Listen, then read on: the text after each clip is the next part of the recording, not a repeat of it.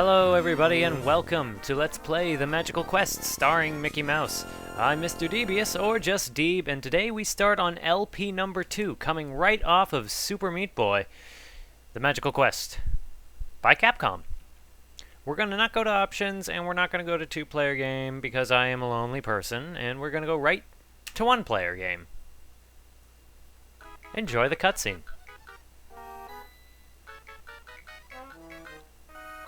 Well, Mickey and Goofy, they're kind of ignoring Donald.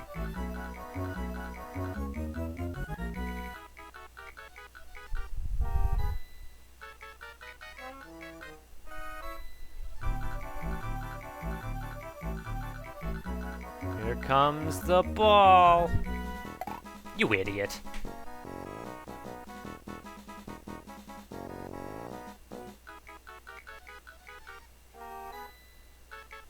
Seems a little unusual to me because Pluto is a dog and dogs fetch balls. That's what they do. That's what they're kind of good at. But, I mean, and they appear to be playing in a big open field. And it would be kind of hard to get lost in an open field, and judging by the momentum that the ball was traveling at, I mean, the only thing I could see is if there was something terrible right off screen, but...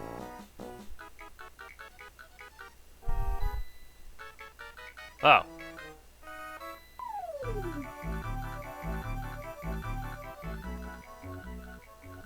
And so we learn why you do not play baseball or catch next to a cliffside. Alright, so here we have our little overworld map. It's nice and detailed, nice in picture, shows us the layout of the game we're going to be going on, and the journey we will be taking. You can't actually move Mickey, it's just for the sake of something to look at, I think. Purely aesthetic, I guess you could say. Anyway, let's get right to the level. Level 1. The Treetops. We go from plains to treetops. I mean, we don't start out in plains, but... Anyway, here we go. 1-1. This is The Magical Quest, starring Mickey Mouse. Pretty short cutscene and gets you right into it. So first, we have an enemy come on right on screen, and we jump on him. If you jump on enemies twice like this, they die. There are points in this game, there are coins in this game. So this is Mickey, coming off of Super Meat Boy. He's pretty slow. Yep, that's usually about as fast as he can run, unless he gets on an incline, in which case he can run down a hill pretty fast. As you can see, he can jump on enemies. He can also stun them, pick them up, and fling them. Kind of like Super Mario Bros. 2, but it's kind of a bare bones analogy. Now if we flick those things and we jump up and grab them, we can use them as a little helicopter tomato. If we grab a chicken and flick it away, we get money. Monies operate differently from points in this game, and they will be used a little bit later. Now if we try to jump on that rooftop, we fail, because if we go on that rooftop, we would actually be skipping a fairly important cutscene, I guess. Which we are watching right here.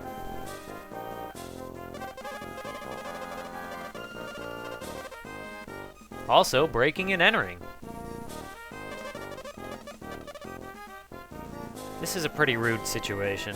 Break into somebody's house. I mean, this is a pretty crappy house, all things considered. But that is a huge wizard. Evil ruler. Emperor Pete.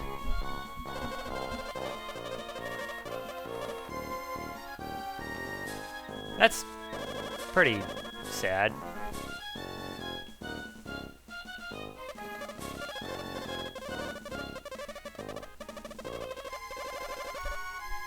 What?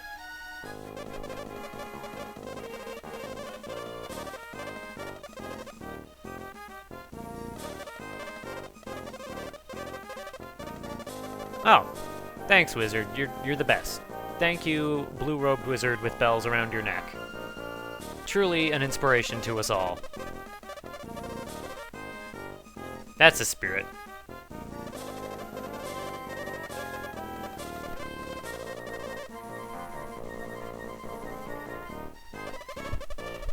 Just maybe he goes to the store, maybe you've seen him, like, park his car somewhere. I'm done.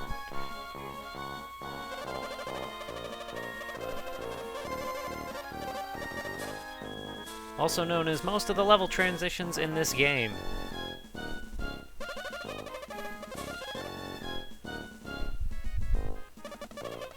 You are awfully kind to us, Wizard. I mean, we broke into your home, and you were pretty depressing in the beginning, and now you're going to make the main game mechanic appear. Justification for game mechanics? Sure. Except for when they get in our way, and they will get in our way. Okay, so that was a cutscene. That was a thing. As we can find out over here, the doorknob only applies to one side of the building. So, as the wizard said, he scattered some boxes throughout the land, which are these things. Now, if you grab the red ones, they respawn. You can flick them at enemies. And then these big peat-like mooks, if you stun them with a block, you can spin them away. And they basically tear up everything. Spun enemies just kind of disappear after a while. However, these blocks also serve as platforms. The yellow ones don't reappear, and I'm doing this all wrong. We come here and hop up here. We actually have a secret door. But before we go in there, we're going to go back over to the other side of the map where we started the game. And this is the reason that we couldn't pass over the roof in the beginning of the game, is so they could justify blocks like these, I guess. Whatever. There doesn't seem, except for a few locations, there doesn't seem like there's much thought process to where the magical blocks are scattered, and as I said, later in the game there's going to be sections where just kind of the blocks get in the way. Like right over on the rooftop over there, which I'm going to try and run onto now. And fail. So coming back up here, we can see this door we opened, and the white blocks you can't destroy, but they'll be used sort of later. Here we find a couple more birds. Birds that give us money, which only appear in this level. And we got apples. You know what apples do? They just give you points. Yep, this is one of those games from the early 90s that still gave you points. I mean, games still kind of cling to the point system even to this day, strangely enough. Mario's a pretty big offender for that, but back now I guess it made more sense when arcades were still a pretty regularly used thing. But even so, you're mostly just... Collecting fruit in this game is just a formality's sake. When you open those boxes, you more want to get coins, because coins can be used at shops scattered throughout the game to buy you some upgrades and heals and all those nice things. So we take this sky path, and we take the sky path not to skip the bottom path, but to find secrets. Like money. Money which falls to its doom. But more than money, we're gonna jump over here and miss. Okay, we're gonna go back over this way and grab a fruit and hopefully not die.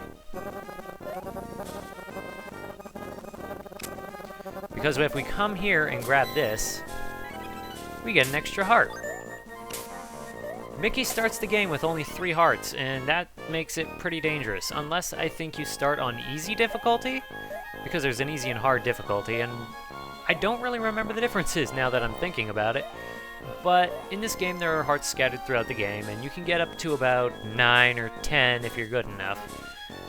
And in this LP I get up to about 9. I say I know this because I'm actually re-recording the first episode after doing the rest of the videos. So if there's an inconsistency from this episode to the next ones, so be it. I just wanted the first episode to not suck. So we start heading down from the treetops, and these are more beanstalks than treetops, and we have a gigantic tomato that is quite dangerous. Now, I tried jumping up there before. Hello? Oh, we gotta jump on it. Those blocks up there don't seem to go anywhere as far as I can tell, but they're there. Yay! So as you can see, the magical quest takes place in a mystical land that I think is outside of the Disney canon, I guess, if you could say that. You keep running to the left so you don't fall off, and if you do this just right... Oh, no! No! Well, Nothing much lost. That block up there would take you up to the Treetops, which would take you to our first shop, but we'll be seeing a shop later in the game, like in the next world, and there's really nothing we can buy at this point anyway, so it's kind of moot. But now we have our first mini-boss. A gargoyle with overalls. This boss is actually kind of unusual. I wouldn't say he's hard, but he does have a pretty erratic pattern as far as Capcom games go. He throws babies at us from his pants. You stay classy, Capcom. You can flick his babies back at him. For a first boss, this guy actually takes a surprising number of hits, and... well, you just gotta kind of wait for him when he goes up and hangs in the branches and he's out of your reach, because the hitboxes in this game are kind of weird for when you jump on their head and when they hit you. I'm not sure. It just seems like I used to get hit when I thought I was jumping on their head. I mean, obviously there I did get hit, but there are other times where it seems weird. The good news is that in this game, if the enemy has invincibility frames, they can't actually hurt you. And now, he's dead.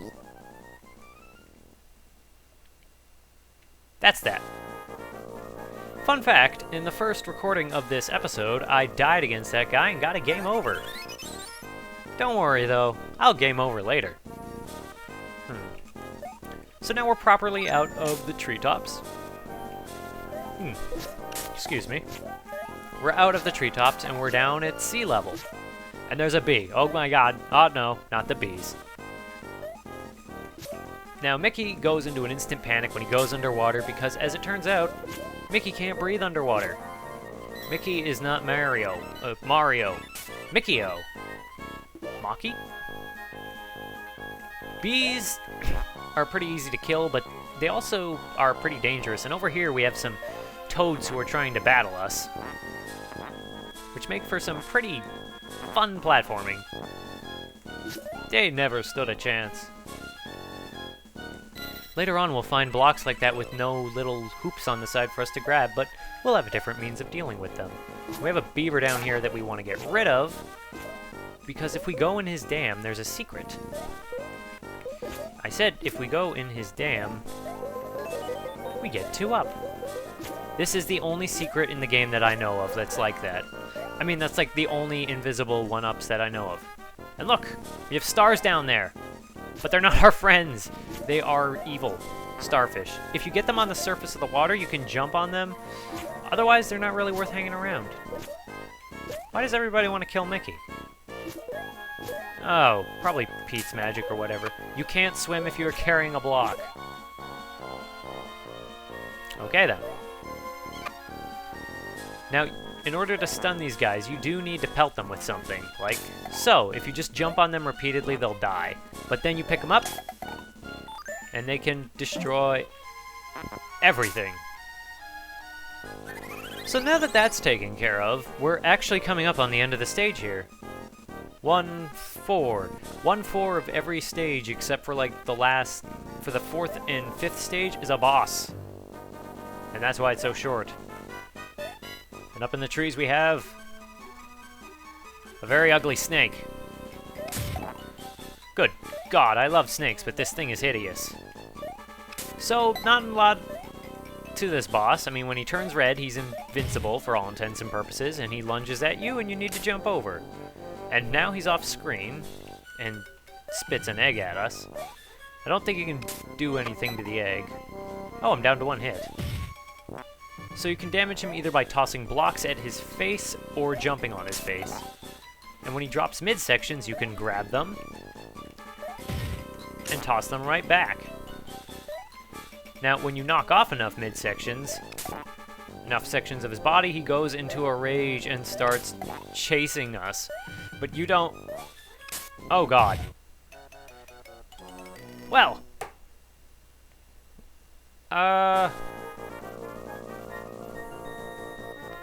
Right, I'm just gonna cut to the end of the fight. So about 6 hits brings him down to his... Well, exactly 6 hits brings him down to his little rampaging phase where he just kind of jumps all over the stage now that he's a short snake. So that's 2, This is the weirdest looking snake. Like, are his eyebrows like hoods? Like the hood of a snake? I don't know. So what, that's hit number 3? You know what would be a good number to round off this fight? 6 to get him to this phase, and then 4 to finish him off. Get out of here, Pete Spirit.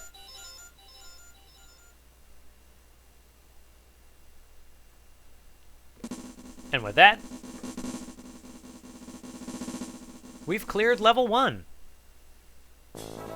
See, there's not a lot to it. This game seems pretty simple. 100 coin bonus that we don't get to enjoy because I've already recorded the next parts. Oh well. I do pretty well, I think, with what I get. So, I guess that wraps that up. Treetops are done. This episode is done. Videos for this LP are going to be pretty short. There are only 6 stages in the game, and total, it's going to be about an hour and a half. This is a pretty short game that I played multiple times to finish as a kid because it was one of those short games that you just played over and over again. But you know what? We'll talk about the game more in the next episode where we actually get new abilities. That's right, we don't just jump on things and throw things at each other. But that will have to wait for level 2, Dark Forest. See you in the next one, I hope.